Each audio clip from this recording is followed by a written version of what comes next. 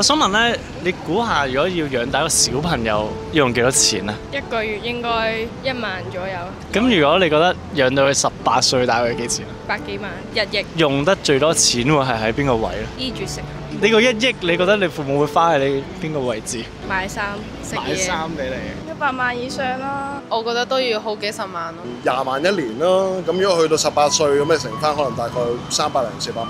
咁我想問，通常使得最多喺咩地方咧？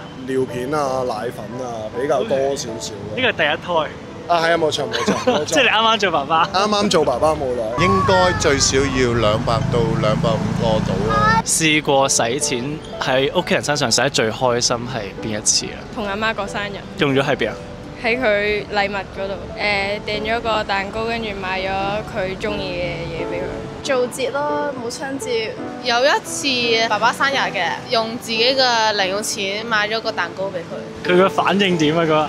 佢反應好震驚啦，冇諗過我會用自己嘅錢去俾佢一個驚喜，去同佢慶祝生日。同屋企人去旅行咯，帶屋企人去旅行咯，係啦，即係啱啱可能讀完書叫做有少少收入，咁啊有頭1-2份工，儲咗啲錢，咁啊帶屋企人去旅行，意識到自己好似有少少長大嘞喎，大個咗可以揾到一啲收入嘅時候，可以帶屋企人去享受下個生活咯。喺你人生完結前啦，你最想留低啲咩俾屋企人啊？留翻啲錢俾佢哋，因為佢哋老咗翻唔到工，可以整一個簿相簿，全部都係我同爸爸媽媽嘅回憶，開心嘅回憶啦，係啦，感觸嘅回憶啦，反正所有嘢都帶唔走噶啦。時間，生命最後一刻留翻啲時間陪屋企人啊嘛。盡量多啲幫佢哋累積下財富啦。你聽過一個最正嘅理財 tips 係咩？我想問。冇喎。冇聽過。以我自己呢個年紀嚟講，我儲錢為多都係，唔會亂咁使咯都。爸爸媽媽話供樓。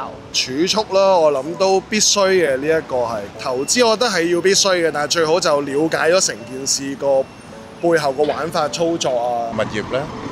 即係買物業。係啦。哦，買磚頭最實際係嘛？係啦。始終嚟講，香港嘅寸土寸金啦。有冇一句説話想同仔仔講嘅咧？等佢將來大個嘅時候。唔好學壞，唔好吸毒。聽話啦，孝順啦。有冇一句説話係你想同屋企人講㗎啦？身體健健康康。情緒高漲嘅情況底下，唔小心會發泄咗出嚟。咁有時唔係有心嘅，係嗰一下自己都控制唔到。咁但係我個出發點都係希望件事，或者係希望保護屋企人為主嘅。我愛你哋，唔好再咁喎。多謝佢哋照顧我咯，係咯。多謝佢哋養到我咁大咯，我好好讀書去回報佢哋。